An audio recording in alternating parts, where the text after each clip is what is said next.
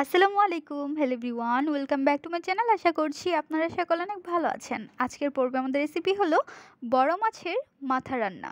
খুবই মজাদার একটি রেসিপি এবং তৈরি করাও খুবই সহজ। চলুন কথা না বাড়িয়ে রেসিপিটি দেখে নেওয়া যাক। বিসমিল্লাহির রহমানির রহিম। নিয়ে নিচ্ছি সিদ্ধ আলু। আলুগুলোর খোসা ছাড়িয়ে নিয়ে নেওয়ার পর ছোট ছোট পিস করে নিতে হবে। আলুগুলো ছোট ছোট পিস করে নিয়ে নেওয়ার পর বাকি আলু আমরা পিস না করে গোল গোল করে কেটে নিচ্ছি। আলুগুলো কেটে নিয়ে নেওয়ার পর এখন আমরা মাছের মাথার কান্তাগুলো কেটে নিচ্ছি। সামনে যে দাঁতের অংশগুলো রয়েছে তা আমরা ফেলে দেব। চুলায় বসিয়ে দিচ্ছি একটি কড়াই, এর মধ্যে দিয়ে দিচ্ছি সরিষার তেল। তেলটি ভালোভাবে গরম করে নিতে হবে। এদিকে আমরা মাছগুলো ভালোভাবে ধুয়ে লবণ এবং হলুদ দিয়ে মেখে নিচ্ছি। ভালোভাবে মাছগুলো মেখে নিয়ে নেওয়ার পর ভেজে নিতে হবে। দিয়ে দিচ্ছি। মাথাগুলোর এক পাশ হয়ে গেলে আরেক পাশ উল্টিয়ে নিতে হবে। দুই পাশ ভালোভাবে ভেজে নিতে হবে।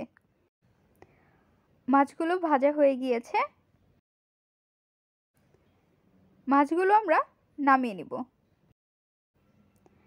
নামিয়ে নিয়ে নেওয়ার পর অবশিষ্ট থাকা মাছগুলো আমরা ভেজে নিচ্ছি। মাছগুলো ভেজে নিয়ে নেওয়ার পর যখন ভালোভাবে চারপাশে ভাজা হয়ে যাবে তখন আমরা নামিয়ে নিব। কড়াইয়ের মধ্যে অল্প পরিমাণ তেল অ্যাড করে নিচ্ছি। দিয়ে দিচ্ছি পেঁয়াজ কুচি, তেজপাতা, দারচিনি, এলাচ, লং। খুন্তির সাহায্যে উল্টিয়ে পাল্টিয়ে নাড়াচাড়া করে নিচ্ছি। নাড়াচাড়া করে নিয়ে নেওয়ার পর এখন আমরা এর মধ্যে দিয়ে দিব আদা রসুন বাটা 2 টেবিল চামচ। আদা রসুন দিয়ে দেওয়ার পর উল্টিয়ে পাল্টিয়ে নাড়াচাড়া করে এর মধ্যে আমরা দিয়ে দিব গুঁড়ো মরিচের গুঁড়ো 3 টেবিল চামচ, হলুদের গুঁড়ো 1.5 টেবিল চামচ, ধনিয়ার গুঁড়ো 1 টেবিল চামচ, ভাজা জিরার গুঁড়ো 1 টেবিল চামচ, অল্প পরিমাণ পানি এবং লবণ। স্বাদ অনুযায়ী লবণ দিয়ে দেওয়ার পর নাড়াচাড়া করে নিতে হবে এবং মশলাটি ভালোভাবে কষিয়ে নিতে হবে। কষিয়ে নিয়ে নেওয়ার পর এর মধ্যে দিয়ে দিচ্ছি টমেটো কুচি দিয়ে নাড়াচাড়া করে নিচ্ছি।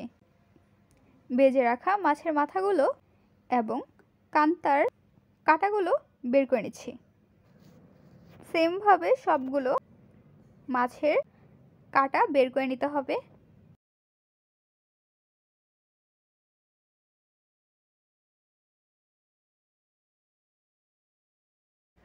দেখতে পাচ্ছেন মাছের কাঁটাগুলো বের করে নেওয়া হয়ে গিয়েছে। মশলাটি নাড়াচাড়া করে নিচ্ছি। মশলাটি নাড়াচাড়া করে নিয়ে নেওয়ার পর এখন আমরা এর মধ্যে দিয়ে দিব কেটে রাখা আলু। আলুগুলো দিয়ে উল্টিয়ে পাল্টিয়ে নাড়াচাড়া করে নিতে হবে। এদিকে আমরা আরেকটি চুলায় পানি গরম করে নিচ্ছি। আলুটি নাড়াচাড়া করে এর মধ্যে আমরা দিয়ে দিচ্ছি মাছগুলো দিয়ে দেওয়ার পর নাড়াচাড়া করে নিতে হবে এবং অল্প পরিমাণ পানি দিয়ে উল্টিয়ে পাল্টিয়ে নাড়াচাড়া করে নিচ্ছি। আলুগুলো ভালোভাবে কষিয়ে নিতে হবে। যখন ভালোভাবে কষানো হয়ে যাবে তখন আমরা এর মধ্যে দিয়ে দিব গরম পানি। গরম পানি দেওয়াতে তরকারির স্বাদ বৃদ্ধি পায় এবং রান্নাও দ্রুত হয়ে যায়। বলক আসা পর্যন্ত অপেক্ষা করব। দেখতে পাচ্ছেন বলক চলে আসছে। এখন আমরা খুন্তির সাহায্যে নাড়াচাড়া করে নিচ্ছি।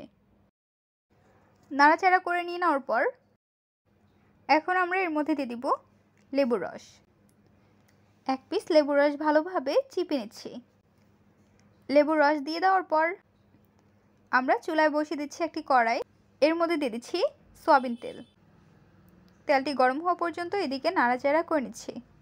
তেলটি গরম করা হয়ে গিয়েছে। এর মধ্যে দিয়ে দিচ্ছি জিরা, রসুন কুচি এবং পেঁয়াজ কুচি। নাড়াচাড়া করে নিচ্ছি। যখন এর কালার চেঞ্জ হয়ে যাবে তখন আমরা বাগার দিয়ে নিব। দেখতে পাচ্ছেন কালার চেঞ্জ হয়ে গিয়েছে। এখন আমরা বাগার দিয়ে নিচ্ছি। বাগার দিয়ে দেওয়ার পর উল্টিয়ে পাল্টিয়ে নাড়াচাড়া করে নিচ্ছি। মাছের মাথা রান্না তৈরি। এখন আমরা নামিয়ে পরিবেশন করে নিব। তৈরি হয়ে গেল বড় মাছের মাথা রান্না। খুবই সহজ একটি রেসিপি, খেতে অসাধারণ। নতুন রাঁধুনি কিংবা ব্যাচেলর যে কেউ একবার দেখলেই তৈরি করে নিতে পারবে। মাছের মাথা রান্নার রেসিপি আপনাদের কাছে কেমন লেগেছে তা অবশ্যই জানিয়ে দেবেন আপনাদের মূল্যবান মতামতটি। ভিডিওটি যদি ভালো লাগে তাহলে অবশ্যই একটি লাইক করে দিবেন এবং সাবস্ক্রাইব করে আমাদের পাশে থাকবেন। আরও মজার মজার রেসিপি দেখার জন্য সবাইকে আমন্ত্রণ রইল। আজকের পর্বে এখানেই বিদায় নিচ্ছি গাইস। আসসালামু আলাইকুম, ভালো থাকবেন সবাই, আল্লাহ হাফেজ।